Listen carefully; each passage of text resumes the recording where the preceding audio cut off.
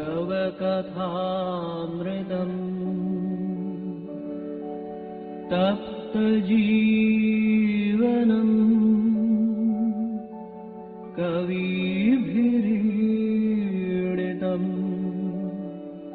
कल्मषापहम्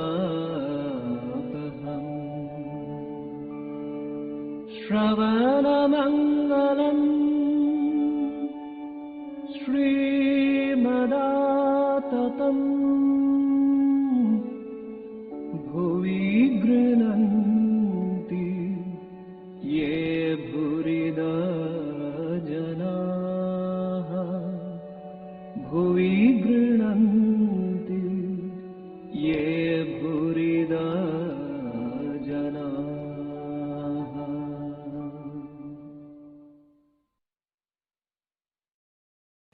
Om Tava Kathāmritam Tapta Jivanam Kavibiriditam Kalmashapaham Shravanamangalam Shrimadatatam Bhuigrunanti Ye Bhuridajana.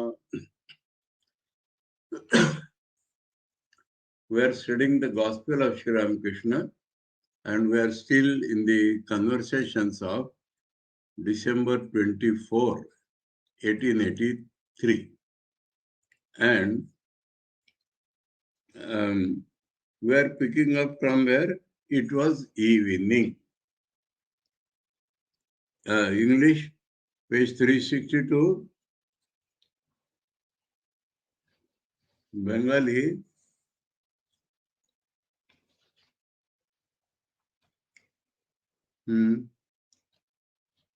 Chaturtha Pariched,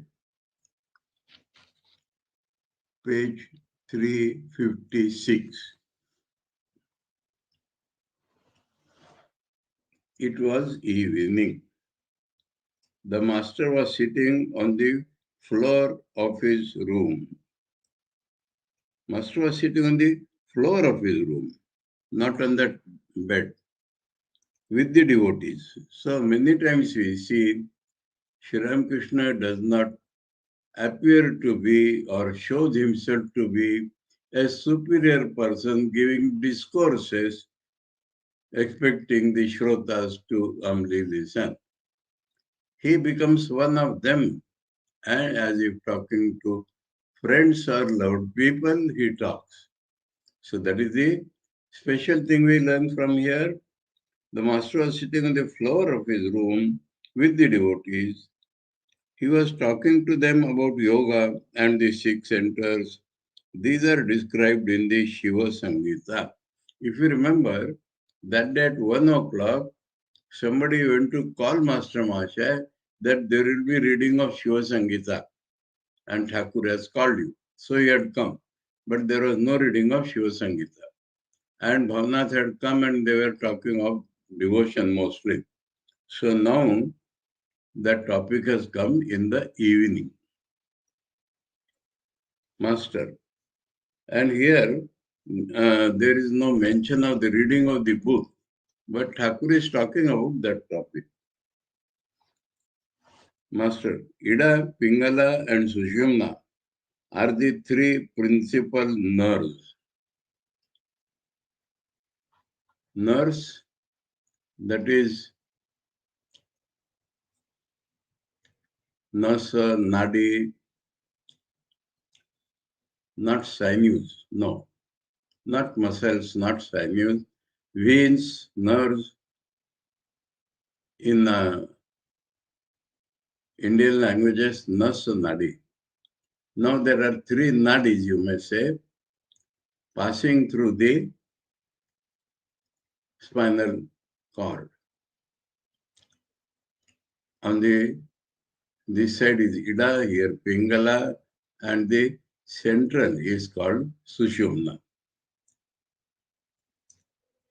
Are the 3 principal nerves. Principal means there are thousands of nerves throughout the body. All the lotuses are located in the Sushumna. So we have seen this many times, that it is a subtler phenomenon because the Sushumna is as thin as a twine thread. Though it is tubular, but it is very thin. And within that, how can we expect a lotus? But the yogis say, so it means that it is there in a subtler sense. So when yogis, that means when we transcend our physical sense of perception, then we see them. But they are there because the yogis see them.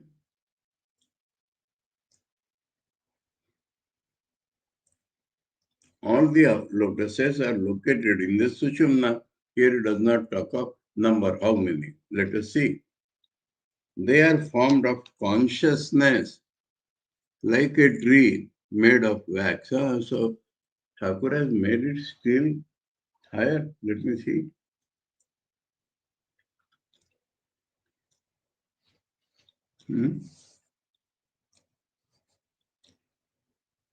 So Padma আছে চিন্ময়।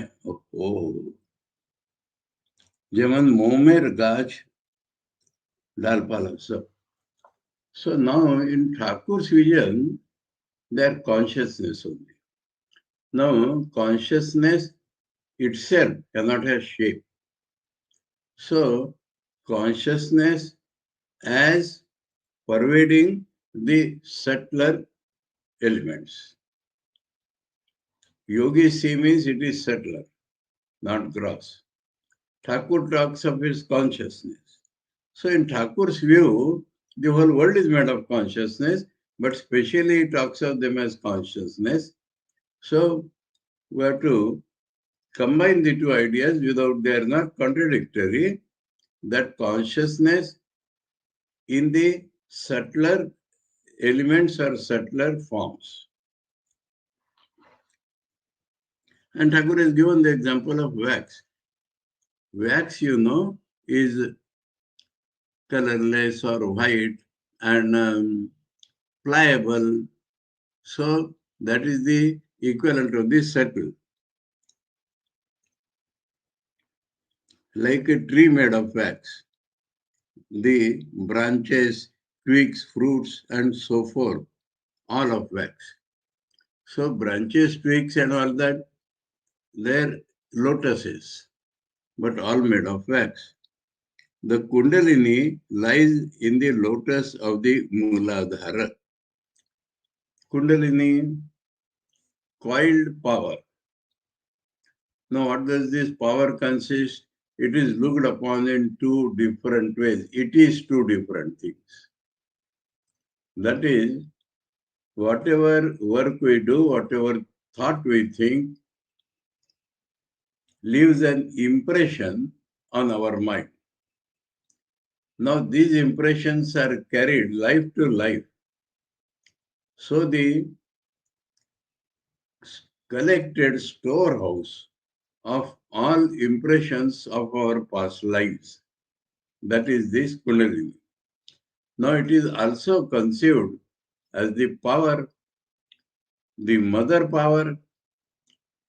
So, these sanskaras have the potentiality or propensity to force our personality into those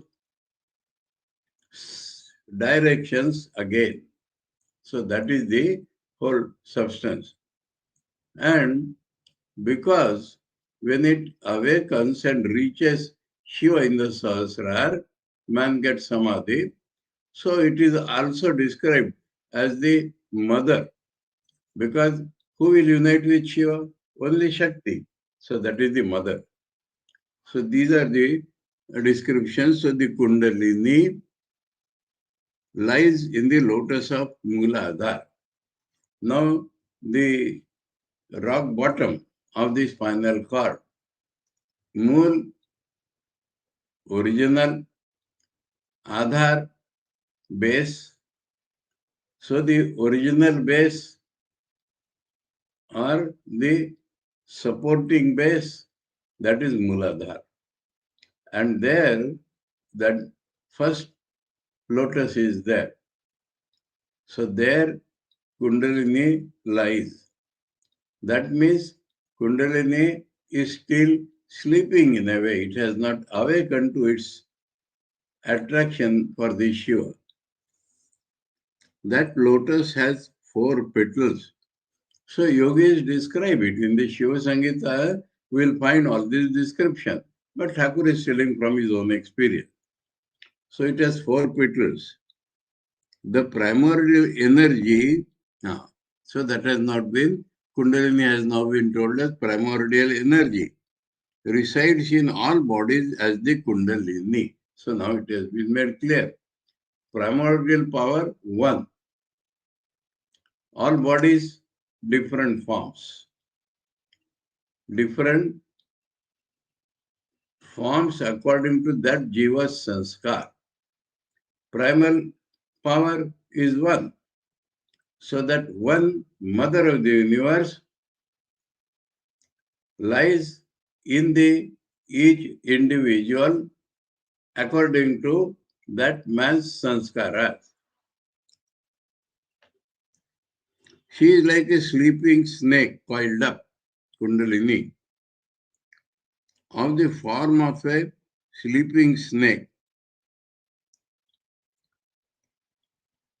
having the Muladhara for her abode.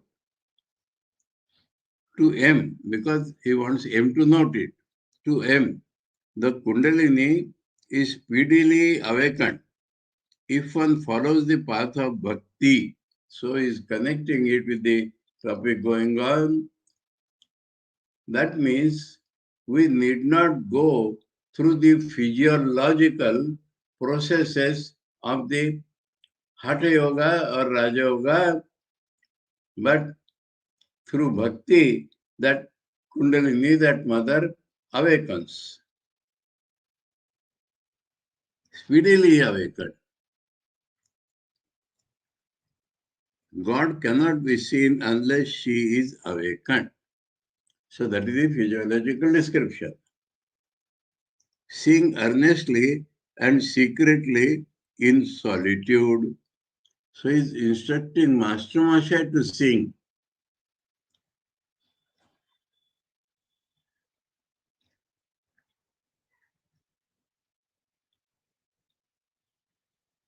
He is telling Master Masha specifically.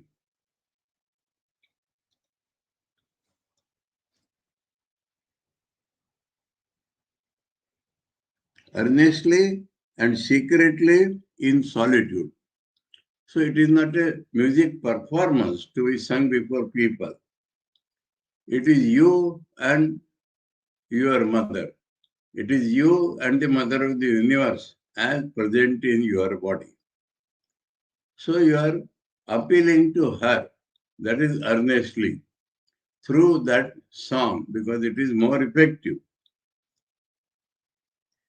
And there is a famous song, Jagoma Kulakundalini, Tumi Nityananda Swarupini, Asupta Prasupta Bhujagatara, Adhara Padmavasini. Waken, O Mother, O Kundalini, whose nature is bliss eternal. So that is the nature, whether it is Shiva or Shakti. Now it is sleeping. When it awakens and meets Shiva, then the nature will be expressed. So it is Nitya Ananda Swarupa. In her real nature, she is like that. Thou art the serpent coiled in sleep in the lotus of the Muladhara. Ram Prasad is a famous sadhaka of the tantric school, achieved perfection through singing. So singing is an expression of bhakti, and through that only Ram Prasad achieved perfection. One obtains the vision of God if one sings with yearning heart. Those who can sing with yearning heart, God can be realized. So when we read the gospel, one funny thing happens, really funny. Every time we feel God relation very simple. Very simple. You just do this and you get it. But when we go to do it, we find how difficult it is. But that encourages us, no doubt. The gospel has awakened the spiritual aspiration of the whole world and continues to awaken for how many years we do not know. So that is the Thakur's power. One obtains the vision of God if one sings with yearning heart. M. Now, what he has heard up till now from Thakur, grief and distress of mind disappear if one has these experiences but once. If once the bliss comes, perfection comes, then grief and distress of mind.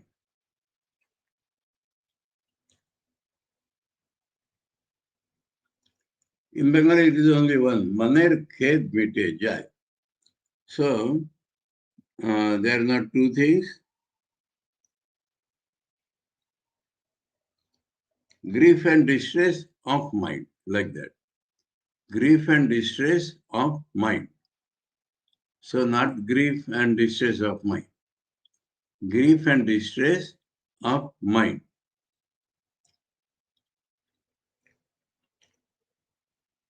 Master, that is true. So, Master Macha's understanding is correct. Thakur confirms it. Distress of mind disappears forever. That is another thing. He says, disappears if we experience it once. Now, once means once for all. So, Thakur tells the other side. Distress of, not that emotionally we do something and temporarily we feel some relief and again it comes, not of that type. Disappears forever. I shall tell you a few things about yoga. So now he was calling Master Masha. And so he wants him to note it for his own sake and for the gospel. But you see, the mother bird doesn't break the shell until the chick inside the egg is matured. So, unless one's spirituality has evolved, one cannot retain it. One cannot conceive that knowledge and retain that conception. The egg is hatched in the fullness of time. So time here means a process of evolution. It is necessary to practice some spiritual discipline. So time does not mean only sitting idle. Time means a process, and that is a spiritual discipline. The guru, no doubt, does everything for the disciple, but at the end, he makes the disciple work a little himself. So, Guru, Satchidananda Guru, is the main worker. But unless the disciple exerts, that grace does not follow.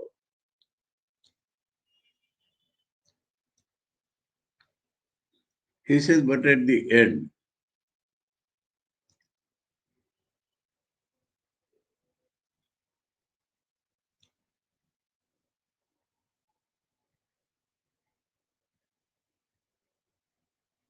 Sheshta ektu sadhana kuriyena. Sheshta. Okay. Little towards the end. That is what it is. Awakening is all that Guru's work. When cutting down a big tree, a man cuts almost through the trunk, then he stands aside for a moment and the tree falls down with a crash. So the end of sadhana, grace of God comes. So the sadhana has a definite stop. And there, what one has to do? Wait a little. One does not have to perform sadhana till the end. Sadhana completed, wait a little, the grace comes and your life is fulfilled. Falls down is a crash. The farmer brings water to his field through a canal from the river. The very patent example. Irrigation is done not depending upon the rain always. So there is a channel, and from that we are digging a channel to our field. He stands aside when only a little digging remains to be done, because that mud will be washed by the current itself to connect the field with the water. Then the earth becomes soaked and falls of itself. And the water of the river pours into the canal in torrents. So this is all about how the sadhana ends with the grace of God. Thakur has told a crash.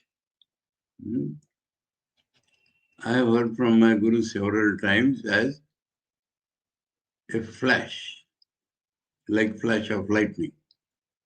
A man is able to see God as soon as he gets rid of ego and other limitations. So ego is the first manifestation of divine power of God, and then ego and its associates. He sees God as soon as he is free from such feelings as I am a scholar, I am the son of such and such a person, I am wealthy, I am honorable, and so forth. So when these go away, I in different forms, then the life is fulfilled. Now, how to remove this? The fundamental Vedantic doctrine Thakur repeats ad infinitum.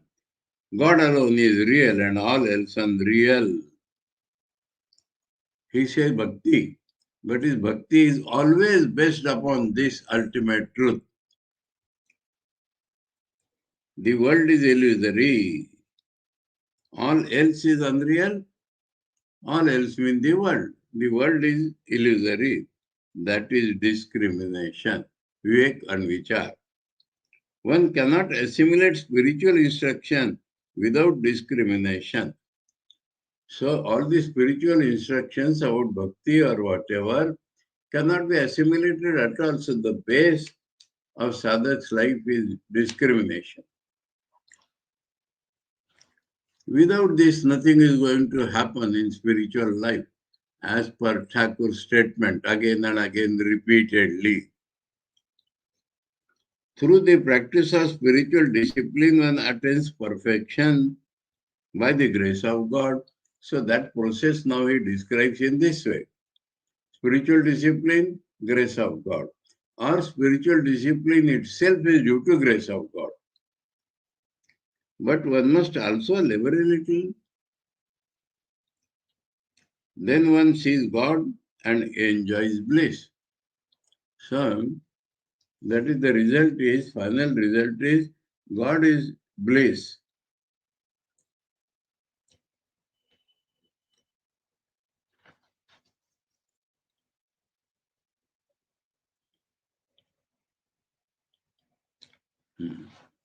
So experience and bliss.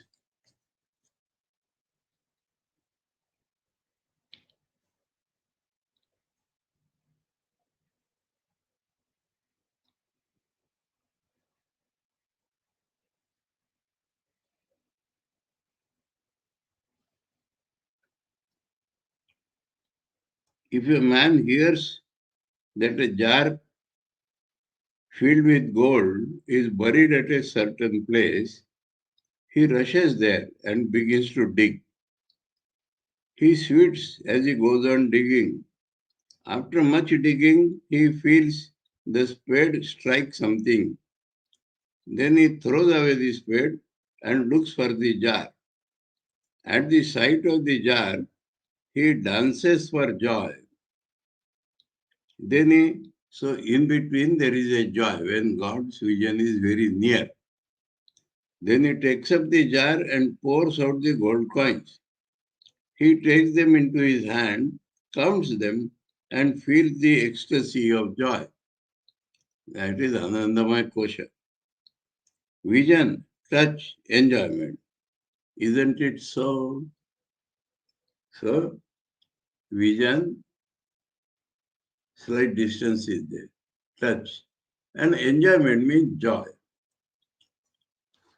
Enjoyment,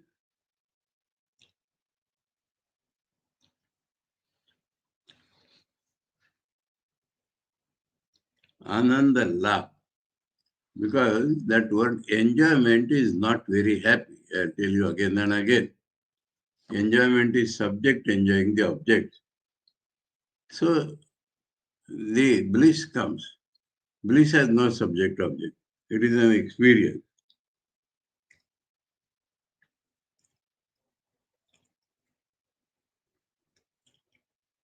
कलसी देखे नाचते थके is filled with joy.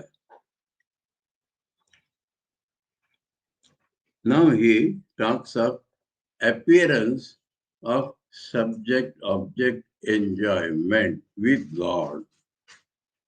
And this word is very important. Sambhog. Sambhog is in ordinary language, the culmination of sexual enjoyment. When the male and female unite, have union, then that is called sambhog. So here there is an appearance of the jiva enjoying God or God enjoying jiva, both enjoying each other. So here I have to withdraw my remark of enjoyment. Yes, it is so much filled with bliss that both sides are bliss. And there, if you remember that 24th August 1882, Thakur has said that one enjoys sambhog with oneself. So that subject and object is only an appearance.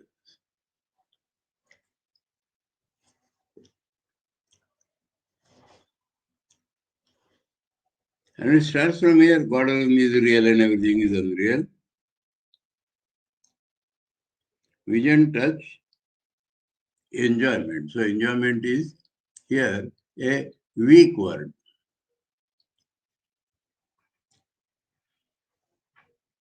Isn't it so? So Mashmash has already heard that. M says, yes, sir. So Thakur is checking at every point whether M has understood or not. The master was silent a moment and then went on. Silent means now he has to talk further. He can talk it only with the intimate people who can understand. So he waits a little. Master, those who are my own will come here even if I scold them. So that is a real love. It does not depend upon the other person's behavior. So even if I scold them, they will come if they are my own. If they are God's playmates, Leela Sahachar. Look at Narendra's nature. At first, he used to abuse my mother Kali very much. One day I said to him sharply, rascal, don't come here anymore. He slowly left the room and prepared a smoke. He who is one's own will not be angry even if scolded. Prepared a smoke for the Thakur. Now, Narendra's love is unparalleled and his what we say, roguish nature also is unparalleled. That is true, sir. Master, Narendra is perfect from his very birth. He is devoted to the ideal of the formless God. Smiling. Whenever he comes here, he brings along great excitement. That is what I was telling. So some roguish nature is always present. Excitement.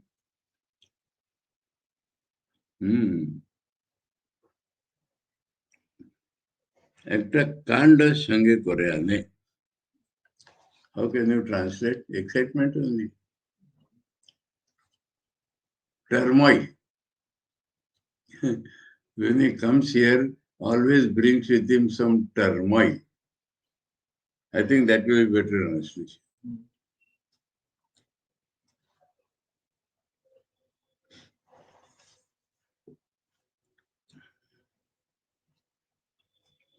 Sri Ramakrishna smiled and said, yes, excitement indeed, turmoil indeed.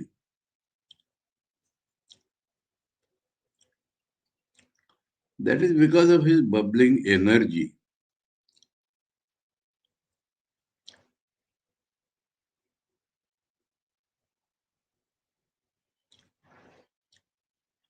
The following day was Tuesday, so 25th December, the Ekadashi day of the lunar fortnight. 11th day of the lunar fortnight, which he has not given, the Shukla or the Krishna. Krishna. Bengali says Krishna. Bengali says Krishna Paksha. Bengali में है.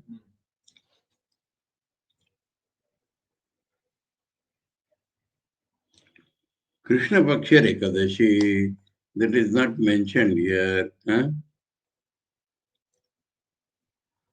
If the dark lunar fortnight, it is called dark fortnight.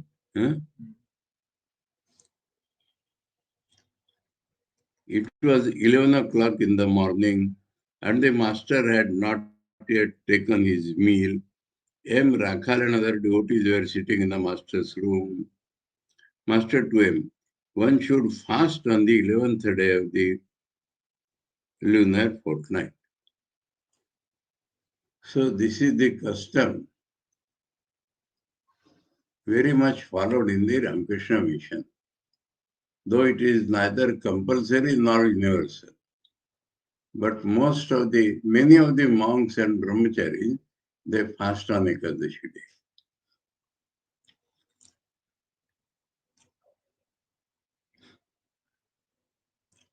That what is the purpose? That purifies the mind and helps one to develop love of God. Isn't that so? Continuously checking with them. Yes, sir. Now, if you want a little extension of it, one disciple asked Mahapurush Maharaj, I want to fast. He said, okay, when should I fast? Then Mahapurush Maharaj said, Khepar Chodo Khepi Rat. Or you can follow the Ekadashis. Or you can follow Purnima and Amavasya, then Ekadashi. Khepa means the mad Shiva. So Krishna Paksha Chaturdashi every month is Shivratri. Krishna Paksha Chaturdashi. What we observe is Mahashivratri. Every month there is Shivratri. And Khepi means the mad mother. Her day is Ashtami. Shukla Paksha? Both. No. Both. Durga Ashtami, Kala Ashtami. Oh. Shukla and Krishna both Durga and Kala Ashtami. Purnima Amavasya is for Satyanarayana on that. Amavasya is again Tantric. Anyway. Yes, sir. Master, but you may take milk and puffed rice. Don't you think so? That means Ekadashi is for purification and not for the torture of the body. So he's telling Master Masha, you can take little milk and puffed rice.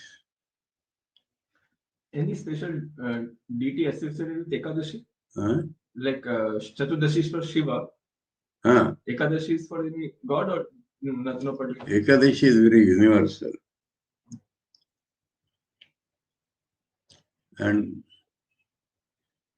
milk and puffed rice. Now this has various forms in India. In the Bengal, for other than Bengalis, the sight is very, very peculiar. They eat roti on Ekadashi.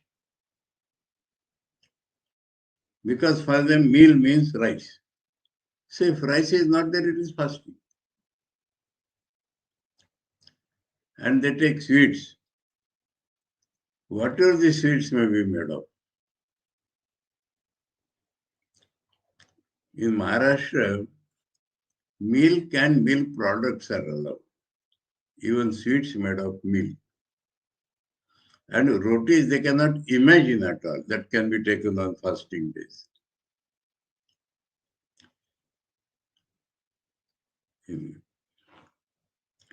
There is not an Ekadashi, but Shivratri, etc. There is a inferior quality grain, very small, like rice, but very small, that they allow. Anyway, so different ideas. The idea is purification. Body should be light that day and think of God. But the general practice in Maharashtra, as I have seen, even they have made a proverb, Ekadashi Duppat Kashi. You eat double. And all heavy things made of ghee and sugar, like that. Anyway. So that has sometimes come to caricature. The body should be light, but not kept hungry. So Thakur has given him instruction. In Thakur's thing, we see one more, that it is not specified that rice and wheat, because puffed rice is still.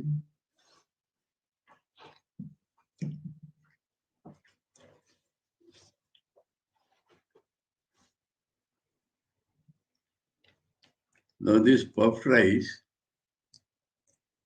can you find some other name? No. Puffed rice is different. Mudi is puffed rice. The mood is No, the other way. That is Other way, right? This is puffed rice. There is puffed rice. Oh, chal bhaja. Chal bhaja. Khoi. Oh, khoi. Puffed rice. Khoi is the paddy itself is roasted, baked, and it comes out, and that is much lighter than pudi. We know mostly popcorn. Right. Same. But like that, puffed rice. That is supposed to be the softest food, lightest food.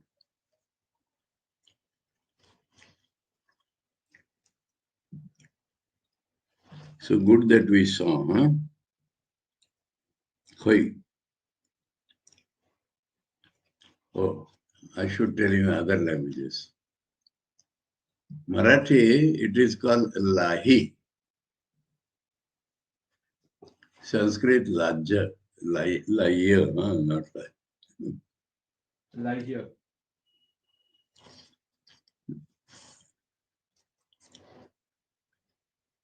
Okay, so about 25th Ekadashi, only this much. Thakur's instruction regarding fasting, the purpose and the nature of fasting. Now, we go over to the next chapter in English, 18th chapter, M. at Dakshineshwar 2, December 26, 1883.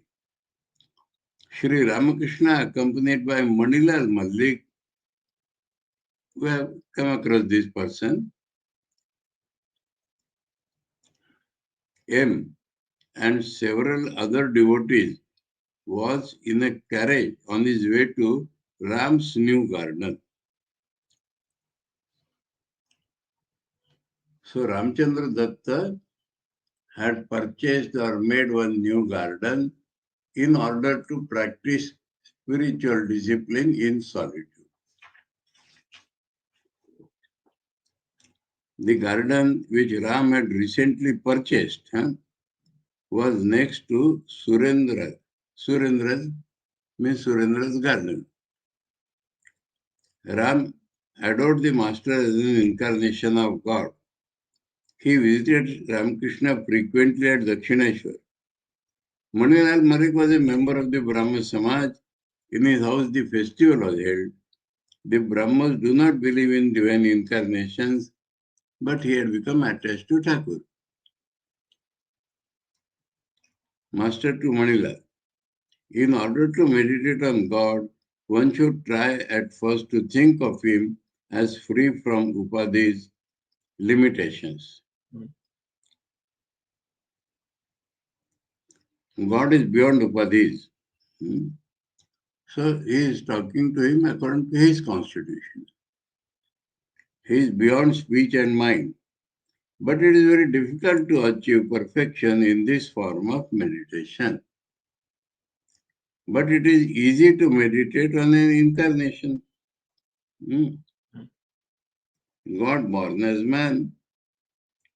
Yes, God in man. The body is a mere covering. It is like a lantern with a light burning inside, or like a glass case in which one sees precious things. So inside God is visible. The body is transparent. Spiritually, Arriving at the garden, the master got out with the carriage and accompanied Ram and the other devotees to the sacred Tulsi grove, basil in English. Standing near it, he said, "How nice, it is a fine place. You can easily meditate on God here." Sri Ramakrishna sat down in the house which stood to the south of the lake.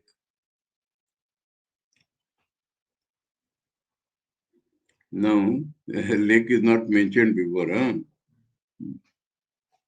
Ram offered him a plate of fruit and sweets, which he enjoyed with the devotees.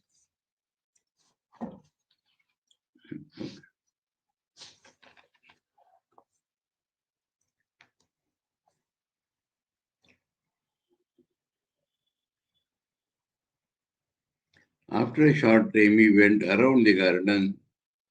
Next, Sri Ramakrishna proceeded towards Surendra's garden. He walked on foot a little distance and saw a sadhu sitting on a couch under a tree between Ram's garden and Surendra's garden. At once he went up to the holy man. So God himself seeks the company of holy man for his benefit, in preference to householders, because he was in the company of householders, and seeing a holy man, he went there, uninvited.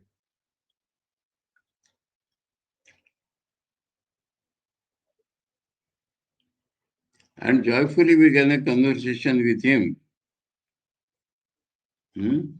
One point, let me check up.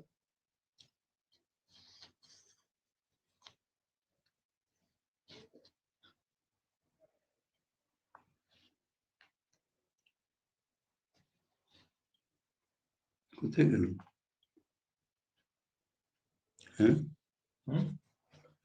গেল কোথায়?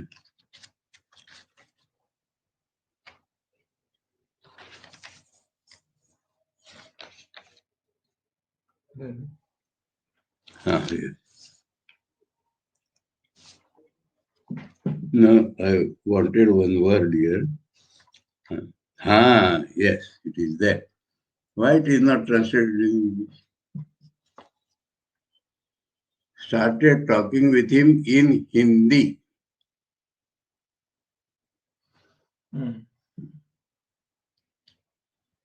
So the sadhu is from, we say, Hindi land or Hindi speaking area. And Thakur has been associating with sadhus for long time in Dakshineshwar. So he knows Hindi.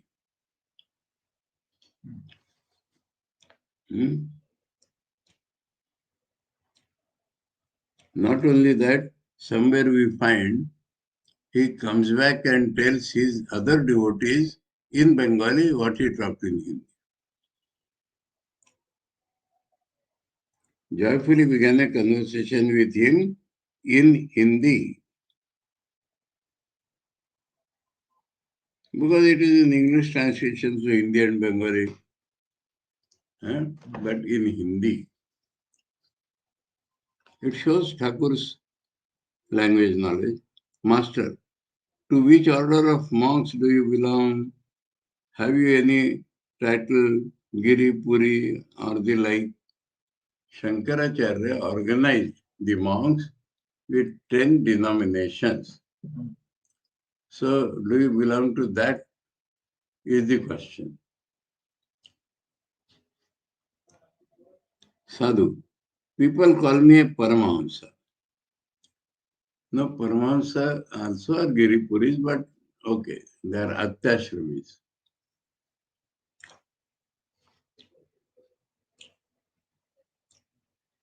So he does not limit himself to Giripuri. Master, that is good. I am Shiva, that is good attitude. Paramahamsa has this attitude. Soham. Paramahamsa Gayatri is taught on the Sannyas Day. But I must tell you something else. The process of creation, preservation and destruction that is going on day and night is due to Shakti, the power of God. So you cannot deny this going on day and night. This primal power and Brahman are one and the same. Shakti cannot exist without Brahman, just as waves cannot exist without water. There cannot be any instrumental music without an instrument.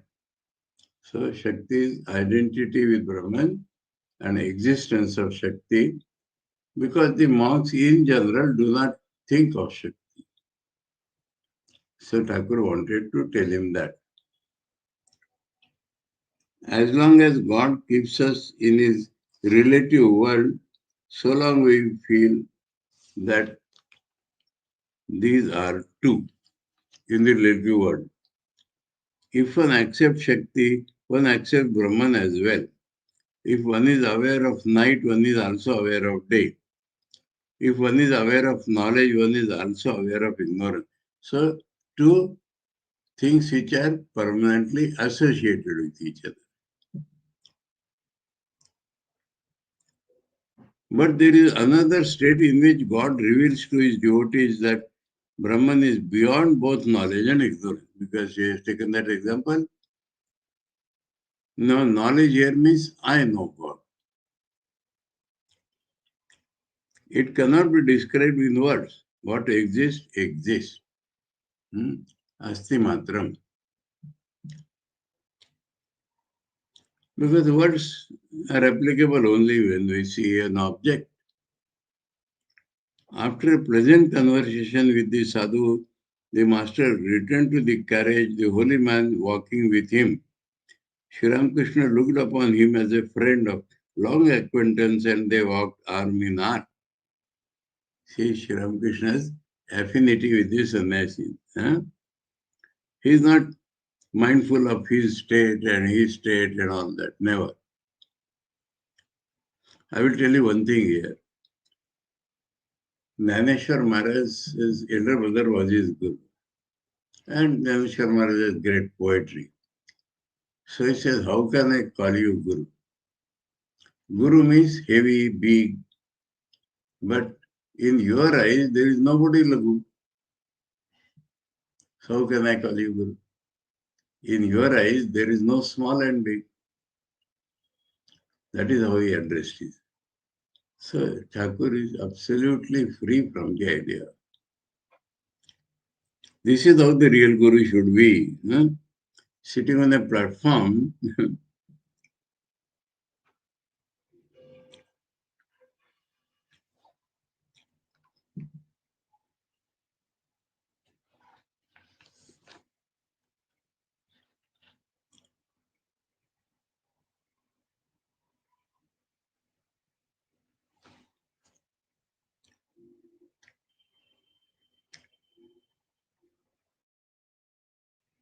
the master arrived at Surendra's garden. The very first thing he talked about was the sadhu. In Bengali, the sadhu came up to the carriage. Master, he is a very nice man.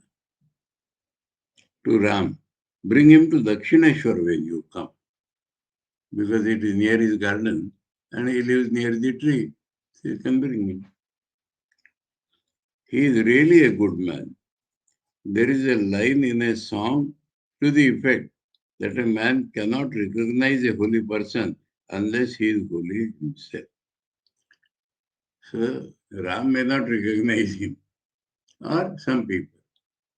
And Thakur has immediately recognized him.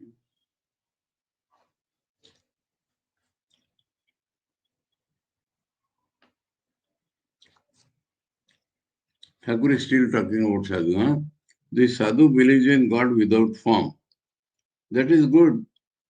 God is both formless and endowed with form. He is many things more. The absolute and the relative belong to one and the same reality, Nirgun Sagun Brahma. What is beyond speech and mind is born in the flesh, assuming various forms and engaging in various activities. This is Thakur's constant theme. From that one has sprung Om Shiva, Om Kali, and Om Krishna. Suppose the master of a house has sent out a small boy of the family to invite people to a feast. All look on the boy with great fondness and aha. That is incarnation, you understand? A small boy. Because he is Paramahansa. All look on the boy with great fondness and affection because he is the son or grandson of a prominent man. The master took refreshments at Surendra's garden house and then set out for Dakshineshwar with the devotees.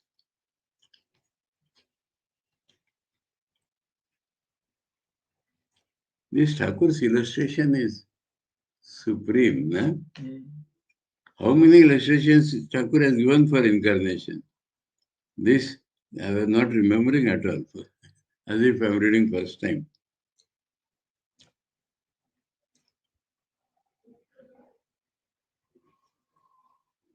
No, heading is aimed at Dakshineshwar.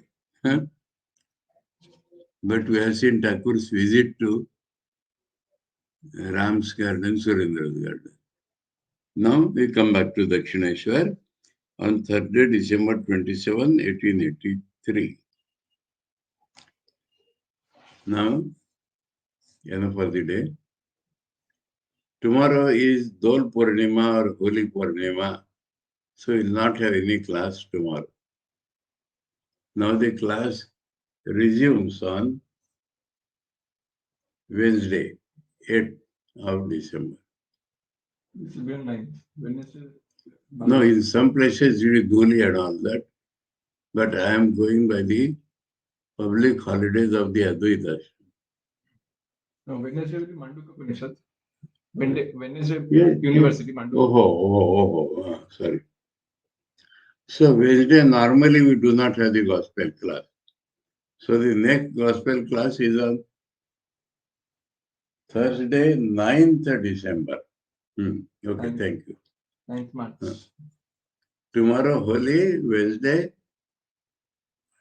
university class. So next gospel class is on Thursday, 9th. Okay. Om Tava Kathāmritam Tapta Jivanam Kavivireeditam Kalmashapaham Shravanamangalam Shrimadaatatam Bhuvi Grunanti Ye Bhurida Jana. Om Shanti Shanti Shanti. Hari Om Tat Sat. Sri Ramakrishna Arpanamastu.